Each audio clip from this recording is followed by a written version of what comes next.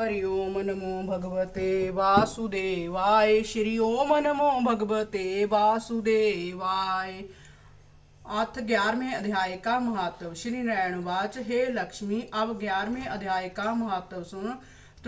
तुंगभद्र नाम एक नगर था जिसके राजा का नाम सुखानंद था। श्री लक्ष्मी नारायण की सेवा बहुत करता था। वहाँ एक ब्राह्मण बड़ा धनपात्र विद्यावान पंडित रहता था। उस ब्राह्मण का नियम था नित्य गीता के 11वें अध्याय का पाठ किया करता था और राजा भी वहाँ नित्य लक्ष्मी नारायण की सेवा किया करता था और पाठ भी नित्य श्रवण करता था। ऐसे ही सेवा करते बहुत काल व्यतीत हुआ। एक दिन राजा मंदिर से घर को जाता था। उस दिन बहुत देशांतर से फिरते फिरते अतीत उस नगर में आए। अतीतों ने राजा से कोई जगह मांगी। कहा, हे राजन, हम कुछ दिन रहेंगे, हमें जगह दीजिए। राजा ने बड़ी हवेली खुलवा दी। वहाँ एक अतीत रहे। राजा ने सिधा दिया रसोई कर। अतीत बड़े प्रसन्न हुए। प्रातःकाल राजा उनके दर्शन को गए। राजा का पुत्र भी उसके साथ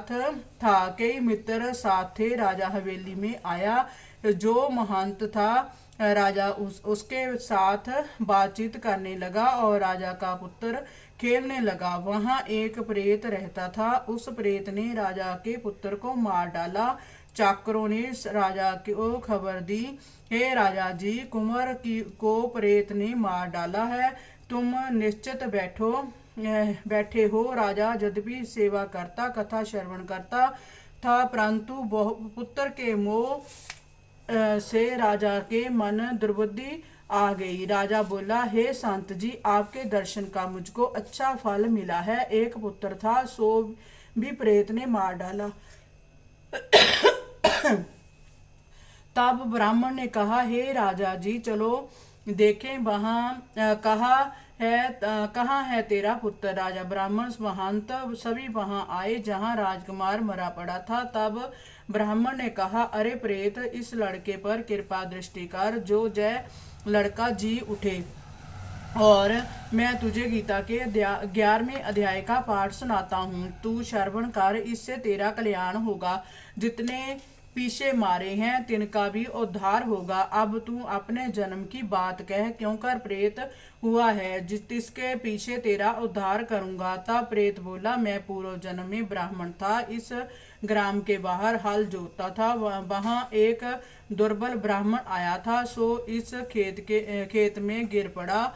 उसके अंगों से रुद्र निकला। एक चील ने उसका मांस नोच खाया। मैं बैठे देखता था। मेरे मन में दया न आई कि इस ब्राह्मण को छुड़ा दूं। इतने में एक और ब्राह्मण आया। उसने देखा एक दुर्बल रोगी ब्राह्मण गिरा पड़ा है, चील नोच नोच कर मांस खाती है। उसने देखकर मुझे कहा, अरे हल जोतने वाले ब्राह्मण, तू जग्गो पवित्र धारण किए बैठा है, कर्म तेरे चंडाल के हैं। निर्दयी, तेरे खेत के पास ब्राह्मण का मांस चील तोड़ तोड़ कर खाती है। क्या आंखों से अंधा है, छुड़ाता नहीं, इस कारण से तू बड़ा पापी है। जय तीनों अपकर्मी नरक को जाते हैं। एक तो किसी को चोर लूटता मारता होवे और साक्षी होकर भाग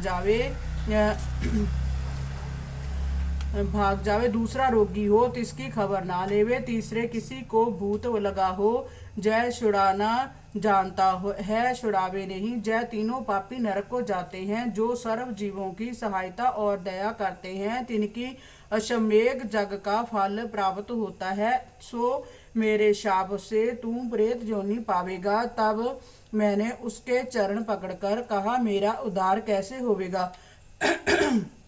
तब ब्राह्मण ने कहा, जब तुमको कोई गीता के 11वें अध्याय का पाठ सुनावेगा तब तेरा उद्धार होगा। प्रेत ने अपनी कथा सुनाई। तब ब्राह्मण ने राजा से पूछा। राजा ने कहा, इसका उद्धार कीजिए और मेरे पुत्र को जीवित करें। तब ब्राह्मण ने गीता के 11वें अध्याय का पाठ किया और प्रेत पर जल छिड़का। तत्काल प्रेत की देह से छूटकर देह पाई। उसने पहले जो कई जीव खाए हुए थे तिनका भी उद्धार हुआ। राजा का पुत्र सावधान हुआ। श्याम सुंदर चतुर्भुज रूप होके खड़े हो गए। स्वर्ग से विमान आए। तब प्रेत बोला, हे राजा, अपने पुत्र को मिले। अब जब मिलने लगा तब वह बोला, हे राजा, जिसके कुल में एक वैष्णव होवे उस के कई कुलों का उद्धार होता है। तू बड़ा वैष्णव है। तब राजा ने मोह कर कहा, हे पुत्र, तू मुझको मिल।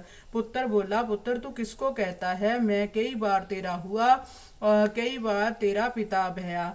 जय प्रेत धन्य है जिसने मुझे मारा है। श्री गीता जी के 11वें अध्याय का पाठ श्रवण कर कृतार्थ हुआ हूँ। फिर राजा ने कहा, पुत्र, तू मेरे घर में एक ही पुत्र था, मेरी अब कौन गति करेगा? और कोई संतान नहीं। तब पुत्र ने कहा, राजा, जिस कुल में एक वैष्णव होवे उसका उद्धार होता है। पिता तू चिंता ना कर।